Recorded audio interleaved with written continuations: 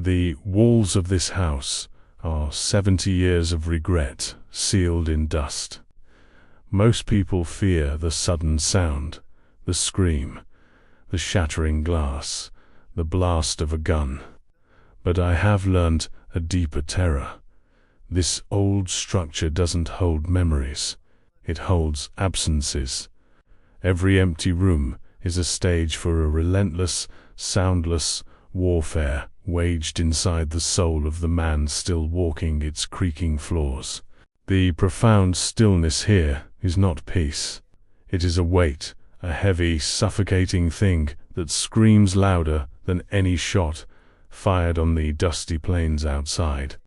It is the sound of everything lost, echoing in 1,000 decibels of solitude. The true measure of a man's life, if found, is not counted in the years he survived, but in the echoes he leaves behind. For me, Elias Vance, 88, the echoes are not the remnants of my own actions, but the ghost sounds of those who are gone. They are the screams of silence. People who write their histories of the frontier, the histories I helped carve out since 1845, when I first measured this unforgiving dirt. They speak a noise. They speak of the thundering hooves of cattle drives, the rattle of a 6-gun drawn in haste, the terrifying sharp crack of a rifle shot that promises instant finality. I have lived through all that loud, predictable violence. I have faced men whose only language was powder and lead, and I never flinched. I survived the noise, but nothing, absolutely nothing, prepared me for the quiet.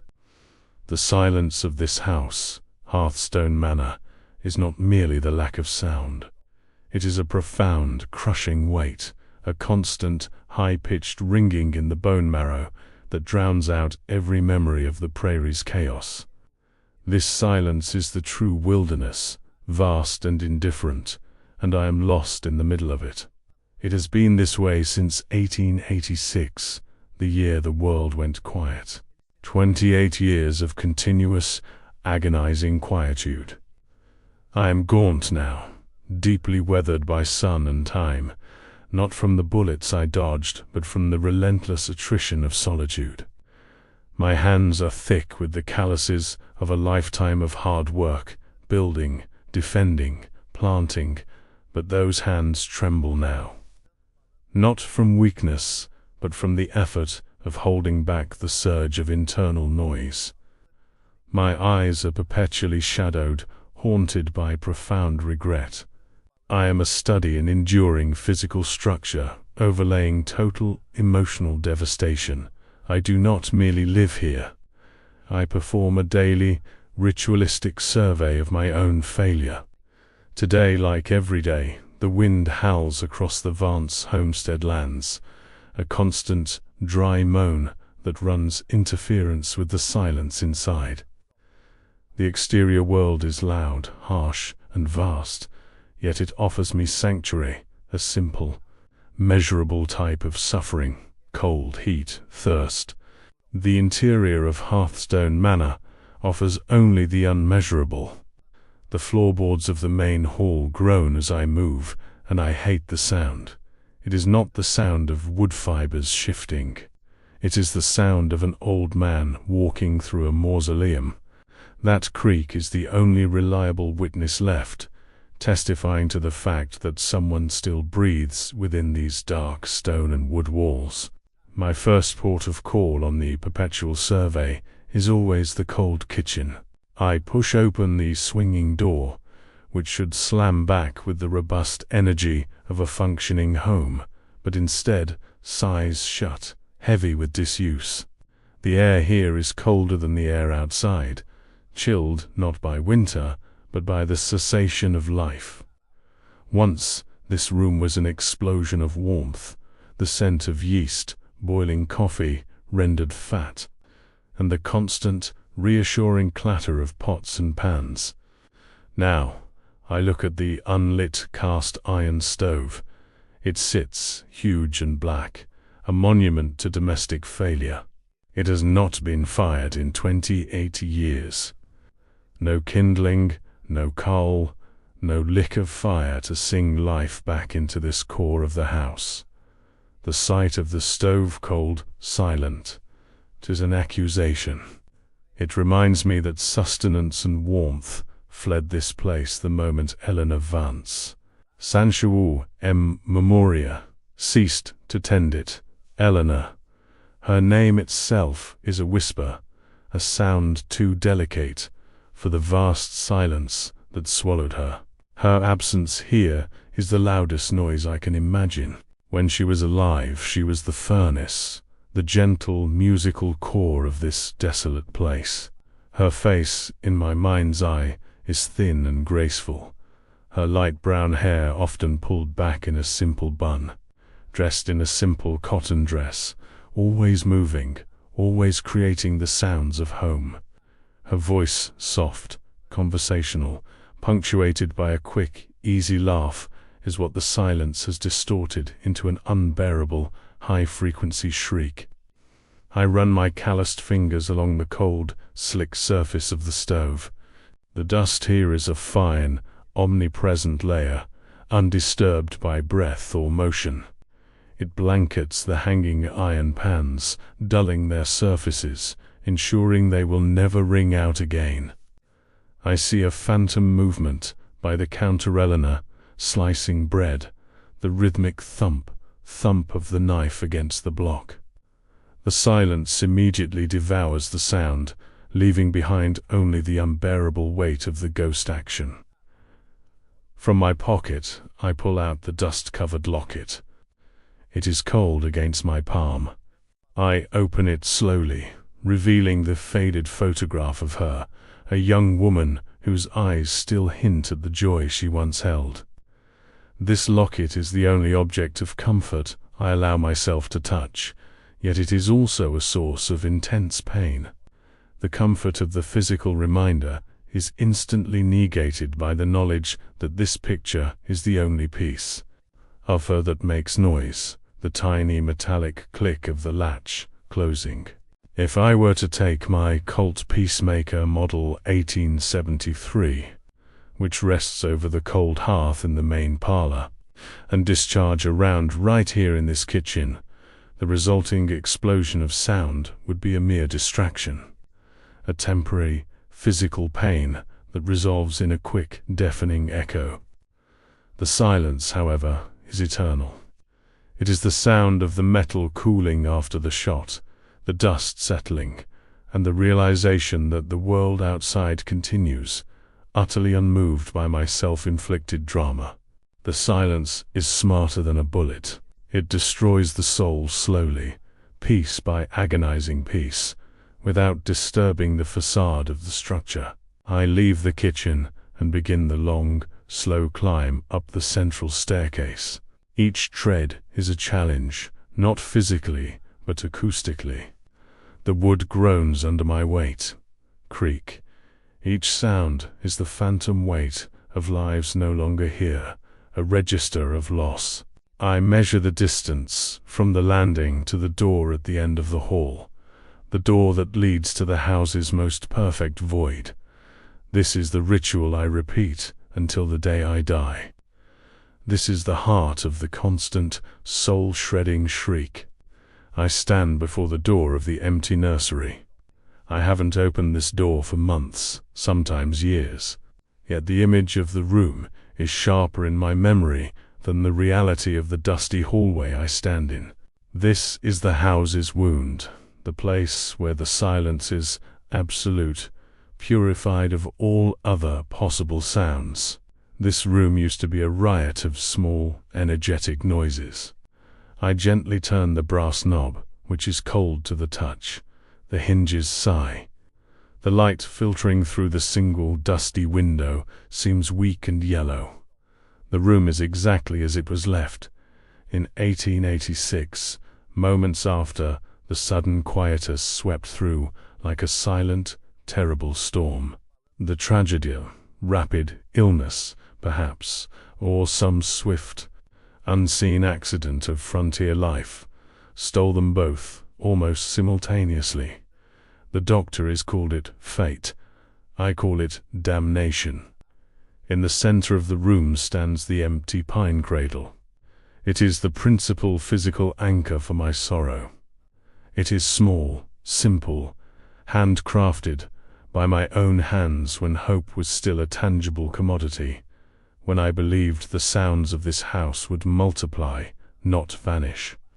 When I look at the cradle, I don't see wood or dust. I hear Thomas Vance, 5 Memoria. Thomas, a small, energetic child with curly brown hair, always seeming to be on the verge of a laugh. His voice was bright, sharp, and insistent, the noise of pure, undiluted future. Thomas was the house's music. The sound of a wooden toy dropping, the quick patter of small feet running across the floorboards, the sudden, delighted squeal over a butterfly outside the window, the soft, contented sigh of sleep. That loss of sound, that pure, constant, innocent noise, represents the annihilation of hope. I walk slowly toward the cradle, kicking up a small plume of dust. I notice a small wooden soldier lying next to it, where it must have been dropped 28 years ago. I resist the urge to touch it. To disturb that soldier would be to invite a memory too loud to bear. The silence here is not empty space. It is a dense, pressurized substance, composed entirely of Thomas's missing laughter. I reach the cradle and lean my weight against the rail. I imagine the last time I heard that sound, a small, sleepy murmur as Eleanor tucked him in. I remember the sound of the house breathing, the muffled voices from downstairs, the stove's crackle, the gentle rhythm of 2 other hearts beating in unison with my own. And then the sudden, terrible vacuum of 1886. No battle, no screaming, no fire, no dramatic confrontation. Just the slow, terrifying realization that the small noises had stopped, replaced by an increasingly profound stillness. The silence didn't creep in. It sapped shut like a bear trap. This is the moment of the final reckoning, the psychological climax I replay daily. I stand here, an old man of 88, in the house I built on the strength of a young man's dream in 1845. I look out the nursery window at the endless prairie, the Vance homestead lands stretching out, dry and monotonous. That exterior desert is less hostile than the desert inside these 4 walls. I realize, with a cold, terrifying certainty, that I have spent more time listening to the absence of my family than I ever spent listening to their presence. The true violence of the frontier was never the risk of a quick death. That was merely the high stakes of the game. The true violence is the lingering, corrosive effect of isolation, the slow, silent murder of the self by regret. I did not fear the cult peacemaker that sat on my mantle for decades, ready to defend what was mine. I should have feared the stillness of the empty pine cradle. The cult offered a loud solution. The cradle offers only a continuous, soundless question mark. Why were you not louder? Why did you not cherish the noise while it was here? I am consumed by the phantom sounds. The scraping of Eleanor's shoe on the hearthstone. The sound of her humming a tune I can no longer recall. The small, sharp cough of Thomas waking from a nap. Each non-sound is a decibel of absence, compounding, growing louder, until the collective roar of what is missing has become a white noise that threatens to shred my sanity. The loneliness is not merely a feeling. It is a physical entity that has aged and distilled over decades, becoming an unrelenting form of violence. A constant, soul-shredding shriek that the world outside can never hear. If a neighbor were to ride up and open this door, They would hear only the heavy silence of a large, empty house. But I hear the symphony of devastation. I remember once, years ago, touching the cold wood of the cradle and hearing very distinctly the sound of Thomas giggling. It was so real, so immediate, that I spun around, expecting to see him there, his small shadow falling across the dusty floor. It was the moment I understood that my auditory reality had been permanently warped. The silence had become saturated with memory, turning the absence of sound into a deafening presence. The silence demands payment. It is the interest on the debt of survival. I survived the plains, the hostile elements, the hostile men. I won the fight against external noise and chaos, only to be utterly obliterated by the internal quiet. My days are not about living. They are about maintaining the silence, lest I break the spell and invite an even more devastating memory. I move slowly, speak never, breathe shallowly. I am a shell, listening only to the echo of my own profound regret, hollowed out by the absence of the small sounds that defined life. I leave the nursery, pulling the door shut with agonizing care. The soft thud is final, heavy. I walk back through the echoing hallway and descend to the parlor. I stand by the hearth, looking down at the Colt peacemaker. It looks useless now, antiquated. A weapon designed for a quick solution, utterly powerless against the slow, silent annihilation I face. I have come to the full acceptance of the truth. I am not lonely. I am under attack. The silence is not passive. It is active, corrosive, and infinitely patient. It works inside the fiber of my being, undoing the man who measured this land in 1845 and survived the dangers of the old frontier. The end of my story will not be marked by a gunshot, a dramatic flair that provides history with a clean narrative. It will be marked by the complete, final victory of the quiet. I sit down in the chair by the cold hearth.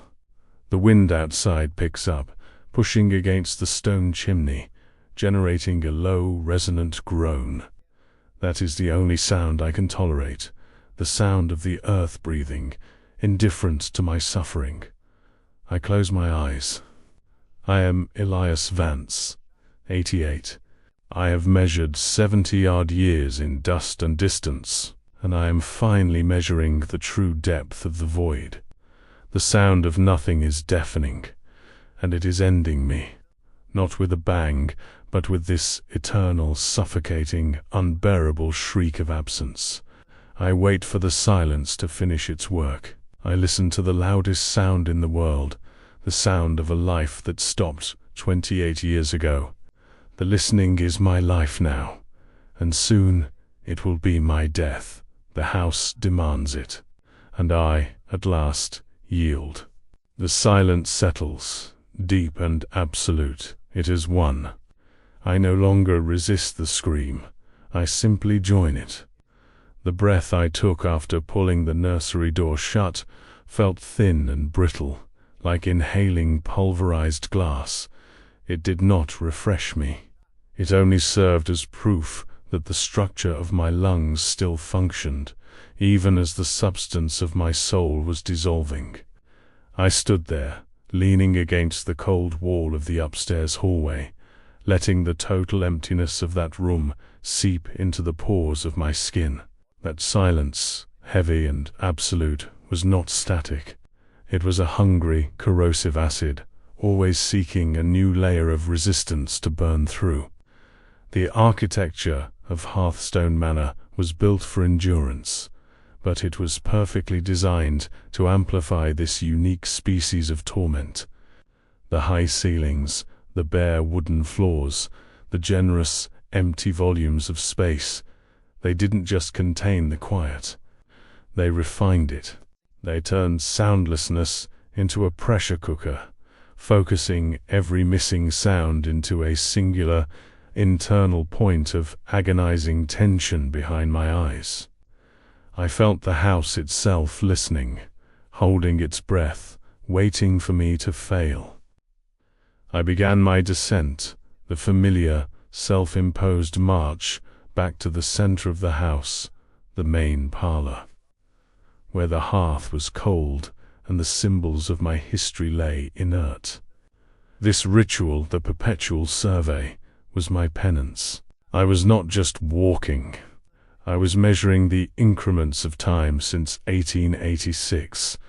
Each step down the stair was a year, or perhaps a lifetime, measured in the dust that clung to the banister and the deep, silent grooves in the wood where my hand had worn away the varnish.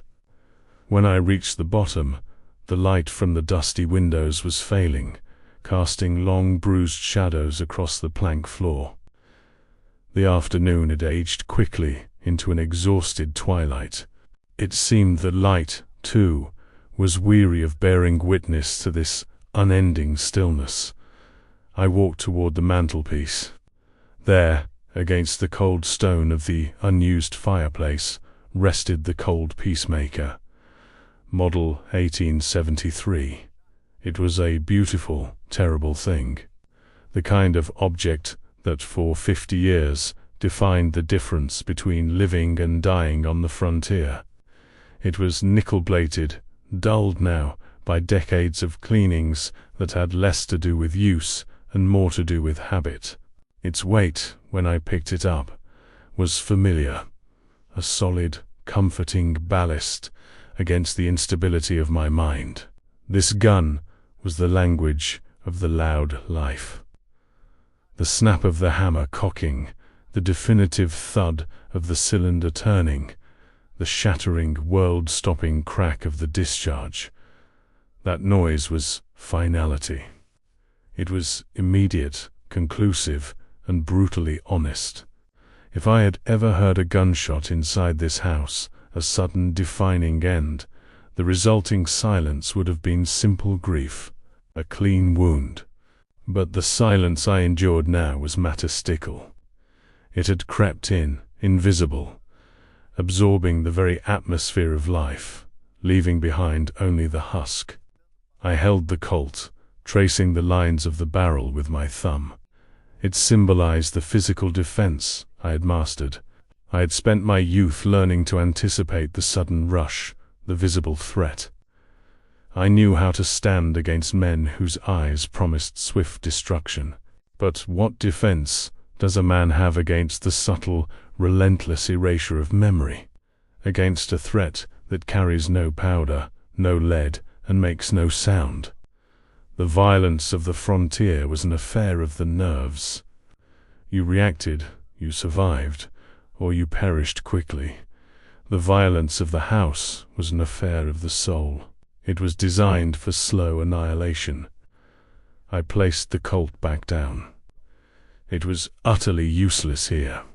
It was a tool built for sound, and its very presence seemed to mock the current battle, which was waged entirely in the void. I needed to remember the contrast, to feel the specific ache of the lost noise. I walked through the parlor toward the dining room, an expanse of polished, dust-coated mahogany that had seen no meal since the year of the quietus. The air here was drier, tighter. The hardest part of the perpetual survey was not revisiting the objects, but forcing the mental playback of the sounds they represented. I focused on Eleanor. Eleanor. Her voice was not loud, never demanding, but it possessed an internal resonance that filled every corner of this colossal, lonely house. It was the sound of her reading, low and constant, a rhythmic drone that anchored the chaos of the day. It was the soft sigh she made when she finally sat down at the end of a long day, a sound so utterly intimate and human that its absence is now the sharpest edge in my existence. I remember her at the small, dusty pump organ we had hauled 300 miles across the territory. She would play hymns, simple ones, but they filled Hearthstone Manor with a sound that felt like tangible warmth. Not the sudden blast of a trumpet or the hard rhythm of a marching drum, but the sustained, complex hum of the organ's bellows, vibrating through the floorboards. When she played, the house was alive. It was breathing in a steady, generous rhythm. Now, I could stand by that organ, its keys yellowed and cracked, and press a finger down. A small, wheezing puff of air might escape, a muted, pathetic whisper of a note. That failed sound, that ghost breath, is 100 times more painful than the total silence that usually reigns here. It is the sound of a living thing, trying and failing to draw breath. I touch the dust-covered locket again, its metal cold. I open it, staring at the faded image of Eleanor. I try desperately to conjure that specific sound, the sound of her laugh. It was quick, almost musical, a sudden burst that often surprised even her. The silence immediately engulfs the memory, twisting it. It doesn't just erase the laugh. It replaces it with a high-pitched, almost infrasonic vibration that feels like screaming inside my own skull. The silence doesn't let memories rest. It weaponizes them. And Thomas, the innocent, boundless noise of a 5-year-old boy. The sounds of Thomas were chaos, and chaos was life. The clatter of wooden blocks tumbling down the stairs, the uneven, joyful thump, thump, thump of him running, not walking, through the hallways. The sound of his breath when he was deeply engrossed in play, a soft, focused puffing that meant he was measuring a vast, imaginary world. When he was gone, the house didn't just lose his voice, it lost the potential for noise. The ceiling, which had once muffled his footfalls, now seemed miles high, a vast, echoing dome of judgment. I find myself standing in the center of the great hall, the largest, most acoustically devastating space in the manor. I look up at the exposed rafters, the dark wood stretching into the gloom. I begin the slow, agonizing reenactment of the lost life. This is the core of the perpetual survey, the self-punishment that defines my existence in 1914. I close my eyes, forcing the silence to submit to my will, to reveal the history it swallowed. I hear the wind outside, a dry, ceaseless moan across the Vance homestead lands. But within the walls, I demand more. I strain my hearing, not for physical sounds, but for the phantom weights, the echoes of the lives that once gave this place meaning. I imagine I hear the rhythmic sound of a scrubbing brush on the cold kitchen floor. It's the sound of Eleanor maintaining order, fighting the dust and the solitude with diligence. I hold the image, and for a fleeting second, the physical weight of the silence seems to lift. But the silence is clever. It doesn't allow the phantom sound to resolve. It inserts a vacuum, a high-frequency disruption that is the equivalent of static electricity in the air, cancelling the scrubbing sound instantly. I move my focus to the stairs, visualizing Thomas playing a game where he was an imaginary soldier scaling a mountain. The frantic small pat-pat-pat of his hands against the wood as he climbed, the small grunts of effort. Pure, energetic, loud life. The silence retaliates. It doesn't just eliminate the sound, it overlays it with the grinding sound of the empty pine cradle wood, dry against dry, a perpetual reminder of its uselessness. This is the true, unending warfare, the battle between the memory of a sound and the violent act of erasure by the silence. I open my eyes, gasping slightly. I am not simply hearing the absence. I am listening to 1,000 decibels of pure, synthesized regret. The sheer volume of what is missing has condensed into a substance more painful than any physical blow. I have survived 70-odd years in the dust and distance of the frontier. I have faced down threats that promised oblivion in an instant. I realize now that those threats were honest.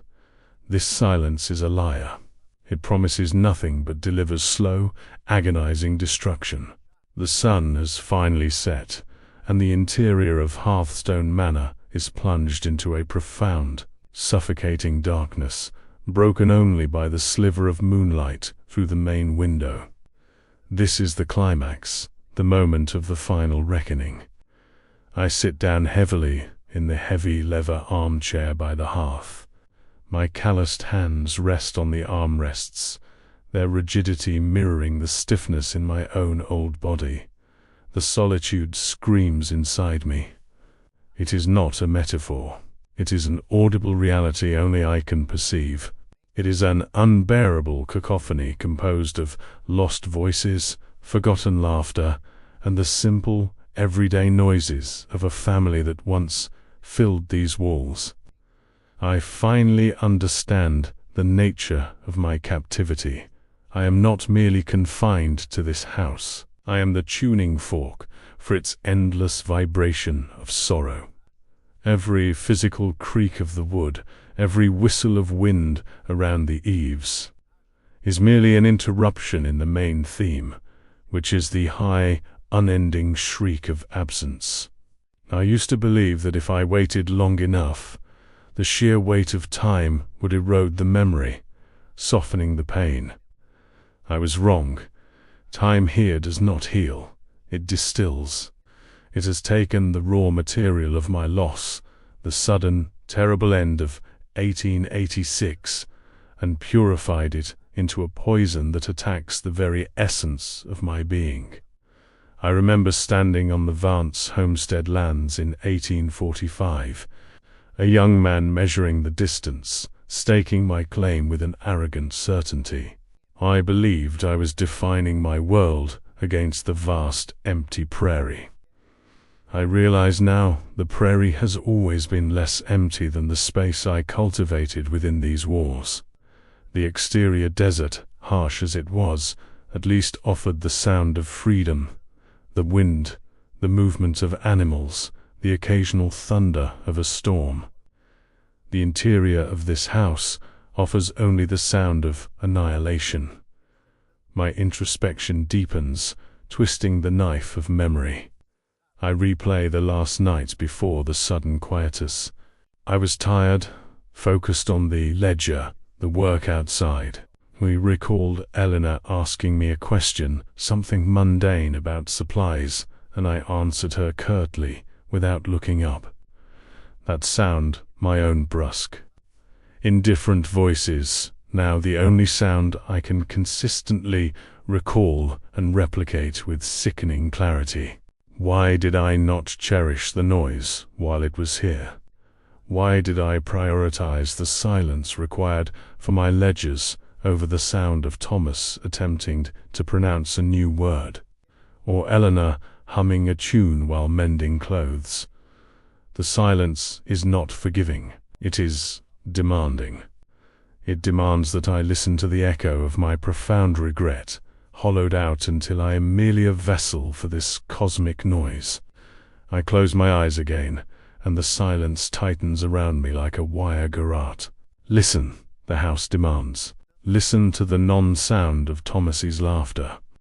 Listen to the non-vibration of Eleanor's touch. It is here, in this absolute darkness and stillness, that the final truth settles. The bullet offers a clean narrative. End. The silence offers erode endlessly. The fight is over. I lift my weary head, the weight of 88 years pressing down on my fragile frame. I survive the physical violence, the loud violence of the world, only to succumb to the quiet, psychological violence of my own making. I do not move to the cult. I do not invite the false resolution of a final dramatic noise. That would be an affront to the silent war one have fought and lost. I sit and listen. The noise of nothing is deafening. It is the sound of a life that stopped 28 years ago, continuing to unmake itself. The loneliness, aged and distilled, has become a relentless, unyielding form of violence. A constant, soul-shredding shriek that the world outside can never hear. Because the world outside is too busy with its temporary, loud distractions. My death will not be an event. It will be an absorption. I will simply become another element of the house's profound stillness, another layer of dust upon the cold kitchen stove, another ghost presence joining the silent cacophony that Eleanor and Thomas already inhabit. I yield. The silence settles, deep and absolute, a final victorious pressure. It has won. I no longer resist the scream. I simply join it, waiting for the final erasure, the final quiet peace. Elias, the man who measured distance, has finally measured the infinite depth of the void. And it is entirely, terrifyingly silent. The heavy leather armchair swallowed me whole, a fitting gesture for a house intent on devouring its last remaining occupant. In the absolute blackness of the parlor, broken only by the cruel sliver of moonlight that seemed to cut the room in half, I ceased to be Elias, the man who tamed the frontier. I became Elias, the listener. The physical body, aged and stiff, was merely a receiver, tuned exclusively to the frequency of absence. The sheer mass of the manor stone, dark timber, thick plaster, was supposed to convey permanence. In 1845, when I first planned Hearthstone Manor, I wanted it to stand against the wind, a loud, defiant statement of settlement and dominion over the flat, empty lands. Now, in 1914, that same mass was merely a shell for an echoing void, and the structural integrity I had so pridefully engineered now worked against me, trapping the silence, magnifying its terror. I listened to the architecture itself.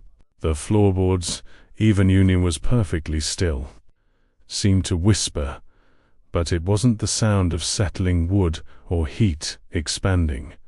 It was the sound of pressure. The pressure exerted by decades of unreleased memory, constantly pushing against the physical boundaries of the house. When I thought I heard a faint creak, it was actually the weight of Thomas's 5 years pressing down on the specific spot where he used to stand, waiting for Eleanor to read to him. The wood wasn't moving. The ghost weight was unbearable. This was the nature of the warfare waged within. The silence didn't require me to move or interact. It only required me to exist and remember. I realized that the truly destructive component of the silence was its ability to distort time. Outside on the prairie, time marched relentlessly forward, measured by the cycle of sun and moon. Inside Hearthstone Manor, time had coiled back upon itself, trapping me in the single, perpetual year of 1886. Every tick of the non-existent clock was merely the reiteration of the final moment before the quietus, when the world was still full of sound and possibility. I pushed myself out of the chair, not toward the light, but deeper into the darkness of the house's interior. I was drawn to the cold kitchen, a place that, unlike the empty nursery, which held the innocence of Thomas, held the evidence of Eleanor's daily labor and, crucially, the cessation of life's basic necessities. Walking into the cold kitchen was like stepping into a tomb of domesticity. The room was large, designed to accommodate the bustle of a future family I had arrogantly assumed would proliferate. Now the space was dominated by the immense iron monument of the unlit cast iron stove.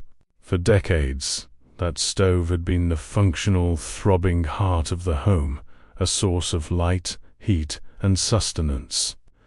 The sound of a roaring fire in its belly was the background score of my family's life, the crackle of dry pine, the constant whoosh of the draft pulling air through the flue, the gentle, sustained hiss of steam escaping a boiling kettle.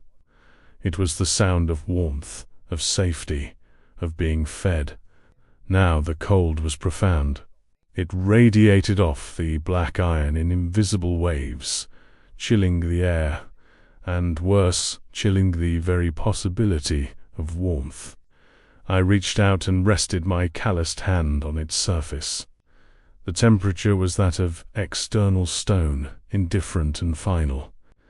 I closed my eyes and tried to force the sound of the past into the present.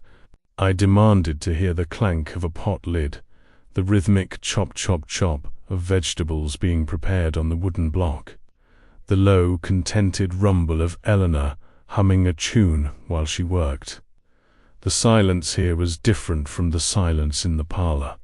In the kitchen, the silence wasn't a void. It was an obstruction. It felt like cotton wool stuffed into my ears, damp and heavy, suffocating the spectral sounds I tried to conjure. I remembered the smell of the kitchen, too, which was intricately linked to its sounds. The sharp, yeasty smell of rising dough, the sweet, smoky perfume of wood smoke, the savory aroma of rendered fat. Now, the only scent was the dry mineral smell of accumulated dust and stagnation. The absence of smell was another dimension of the noise, the non-olfactory scream of the house. I moved to the large wooden table where we had eaten countless meals. It was built for 4, even though for a time only 3 of us sat there. I remembered the scrape of chairs pulled across the floor, the metallic chink of forks against china, the sound of Thomas, struggling to articulate his day through a mouthful of food, his voice a muffled, joyful babble. The phantom weights settled around the table. I could almost visualize the light reflecting off their faces, the soft, absorbed sounds of a family unit functioning in comfortable synchronicity. I tried to recall what they talked about at that table, the plans, the dreams. I couldn't. The specific words were lost, drowned out by the noise of my own regret. Why hadn't I recorded those conversations? Why hadn't I catalogued the fleeting, mundane music of our lives? I had been so busy measuring the land, ensuring our physical survival against the prairie's indifference, that I failed entirely to measure the true, fragile wealth we possessed within these walls. The irony was crushing. I had spent a lifetime armed against the loud threats of the frontier, the rattling snake, the sudden ambush, the territorial dispute settled by the definitive crack of the Colt. Yet I had been utterly disarmed by the passive, insidious threat of non-existence. I stumbled back from the table, needing to escape the cold geometry of the kitchen, its perfectly arranged despair. The dust was everywhere, a fine grey powder covering every surface. Dust was the historisch of the house. It only recorded stillness. It settled heaviest where life had ceased to move. I thought of Thomas again. His noise was not just sound. It was movement, energy, the promise of perpetuity. If I could hear him now, I wouldn't just hear his voice. I would hear the sound of the future, rushing in to fill the gaps of the present. His loss was the most complete sound annihilation. Eleanor's voice was gentle, a constant resonance. Thomas's was staccato, bursts of pure, raw energy. I remembered the sound of his breath during a temper tantrum. It was a terrifying, beautiful sound. The high-pitched shriek of pure frustration, the sudden, desperate gasp as he tried to catch air, followed by the ragged, diminishing sobs. It was the sound of a spirit fighting its limitations. It was loud, defining, and utterly exhausting. When the quietus came, there were no tantrums, no fighting spirits, only the immediate, total vacuum. That sudden, devastating drop in acoustic energy is what left the perpetual ringing in my soul. It was a sonic shock wave in reverse. I found myself back in the main parlor, drawn again to the fireplace. Though I did not touch the colt, I sat on the cold hearth, resting my back against the stone that had not seen fire in decades. The moon was higher now, casting a brutal silver light through the window, sharp enough to expose the grains of dust suspended in the air. This was the staging ground for the final reckoning. I had spent 28 years performing the perpetual survey, walking, observing, grieving. But grief, I now understood, was too soft a word. This was not grief. It was a prolonged, active torture. The silence was demanding its payment, and the currency was memory, specifically the memory of failure. I revisited the night of the quietus, not the immediate aftermath, but the hours preceding it. The moment I had successfully replicated earlier, my brusque, indifferent voice answering Eleanor's question about supplies. I forced myself to hear it again, that short, sharp syllable of dismissal. Later, or not now. Whatever it was the sound of me prioritizing the cold, hard logic of the ledger over the delicate, intricate soundscape of my family. The memory of my own voice was the first sound the silence allowed to pass through the filter, because it was a sound of failure. It was proof that I had been deaf, even when the house was full of life. The silence took that word, later, and stretched it, amplified it, distorted it into a grinding noise of self-loathing. It wasn't the death that created the loudest scream. It was the failure to appreciate the life. I understood the mechanism of my auditory torment. The loss of Eleanor and Thomas had created a physical void in the house. But my regret filled that void, transforming the silence from a neutral emptiness into an active, malign force. My regret was the speaker, and the massive, hollow architecture of Hearthstone Manor was the amplifier. The solitude didn't just scream. It sang a requiem of missed opportunities. I thought back to 1845, establishing the homestead. The sounds then were the sounds of creation, the heavy, satisfying thud of the axe striking wood, the metallic ping of the hammer on nails, the shouts of men working, rough but purposeful. Those sounds were the language of effort, building a future. The sound now, the constant internal shriek, was the language of demolition, tearing down the past. If I could trade every moment of my celebrated physical endurance on the frontier, every skirmish survived, every long silent haul across the plains, for one single, minute long, clear playback of Eleanor's soft sigh, or Thomas's uneven running steps, I would do it instantly. The price of physical survival was the absolute annihilation of the soul.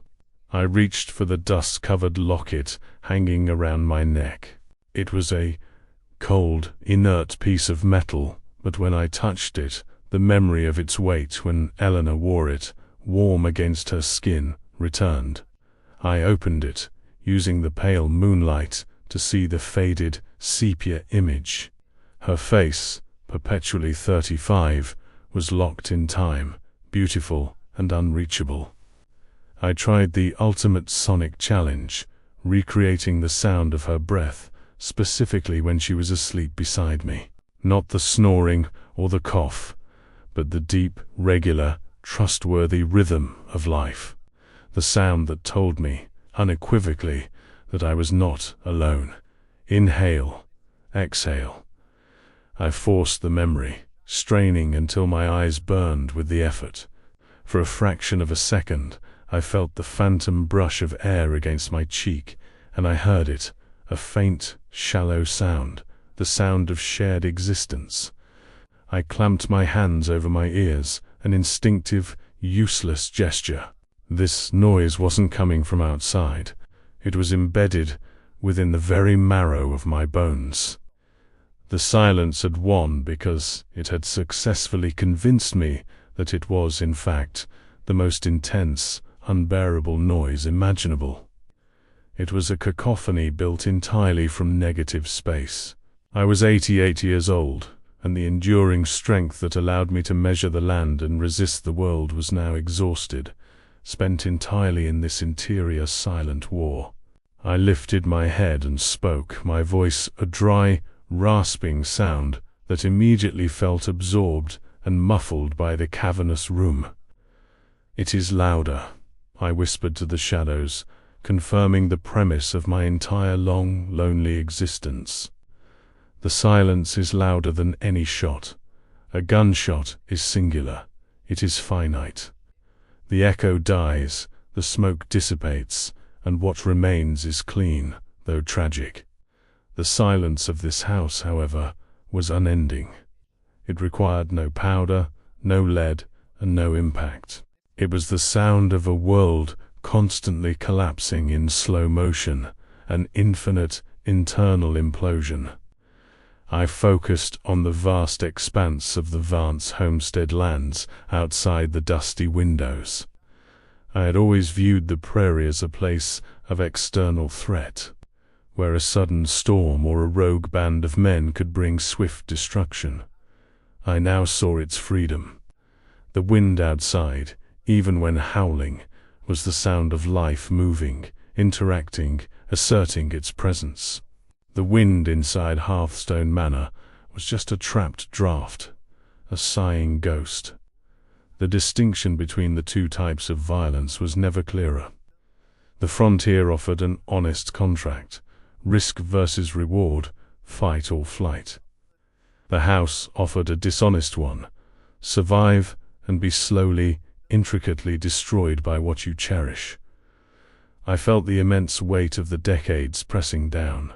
I was physically enduring, yes, a testament to the toughness required of the early settlers. But that toughness was meaningless, a perverse irony. What good was an enduring body if the soul had been flayed?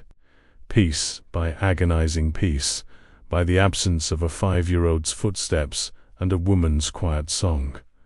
The loneliness was no longer a feeling. It had calcified into a structure, a prison whose walls were composed of lost laughter and unheard whispers. I wasn't just in the house. I was the house, hollowed out and reverberating with the sound of my own profound regret. I remembered the concept of decibels, the measure of sound intensity.